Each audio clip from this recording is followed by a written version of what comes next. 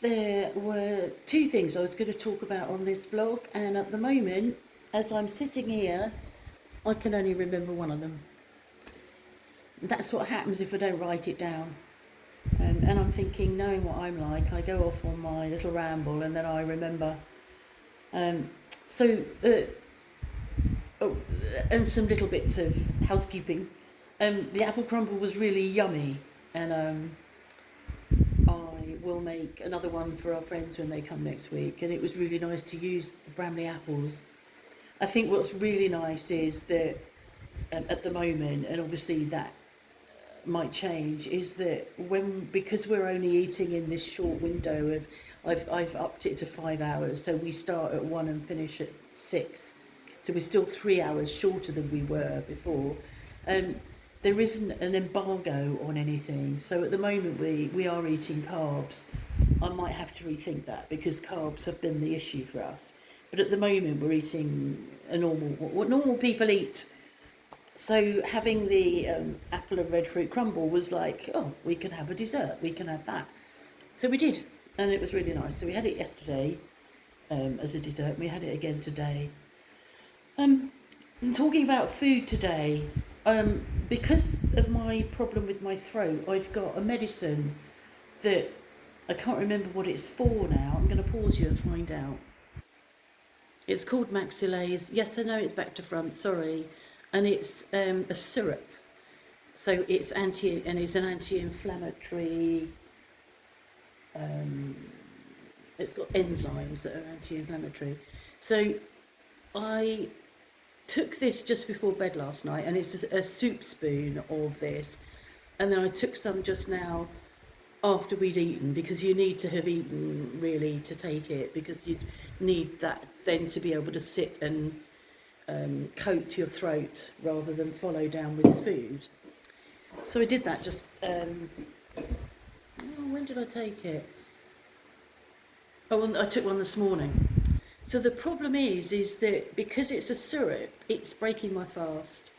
So I'm not fasting, I'm not eating, and I'm doing what I would expect to do normally, but I'm not fasting. My fast has been broken, and as a result of that, just by about midday, I was beginning to know I needed to cook. I needed to start the meal.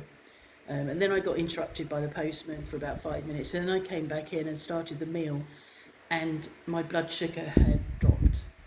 And I started to feel irritable, anxious, a bit confused, trembly. So I shouted to Mark, it's dangerous. And under the new rules of me taking myself seriously and him taking me seriously, even though it wasn't a very clear command, he came back into the kitchen. I need to move you, you're not where you were before. It doesn't really matter, does it? But I just feel like I'm trying to... and he came into the kitchen, and I just said, my blood sugars dropped, and I don't know, and he said, well, perhaps you need to eat something. And I said, well, I don't know what I need to eat. And this is going to take 15 minutes, and this is going to take 15 minutes. This is what I was cooking. And he said, well, you probably need to eat something. And just him prompting me, because your thought processes are gone. You're not able to think for yourself as well as you might. Your thinking processes are confused. So I just cut myself a small piece off the crust of the sourdough loaf, had a bit of butter on it and jam, and the jam was the important bit, the sugar. And within 2 minutes, I was back to having being able to perform the tasks in the kitchen without trembling and get the meal cooked, and we had the meal. So I think it's really important to remember for me to ask him or let him know I need help. But the new bit for me is him coming and responding. I mean, it's a bit slow. It's a bit slow at the moment because of his knees. It takes him quite a while to get himself off the chair and up and standing and moving. But it was really good that he came, because I normally just try and struggle and carry on, and that's when you're going to have an accident. You know, accidents start to happen when you're blood sugar's low. I was only celebrating the other day on the new forum that I've joined about intermittent fasting. Somebody, I think the question was, what's the best thing or whatever, and I was celebrating rarely getting hangry. And there I was today getting hangry, and it's a bit of a shock because it is quite rare. It happens maybe once every 2 or 3 weeks. But of course, all the time I'm taking this, that's going to be an issue. It's not during the eating window because whatever, but it's that I'm not going to be fasting all the time I'm taking that. And I'm taking that because it's helping. My throat is sore. I've got a referral to an ENT surgeon, consultant, who I saw 2 years ago for this benign paroxysmal positional vertigo. And he treated me for that, and he seemed quite disinterested, bored, tired, and I know that he's overworked. So I've got to make a rendezvous with him, and I know that that's going to be difficult. And because of the BPPV that I had 2 weeks ago, I was looking for a rendezvous to have that epilé manoeuvre done, which I did for myself. And I know that ENT consultants are booked up, so there's nothing at the moment until February.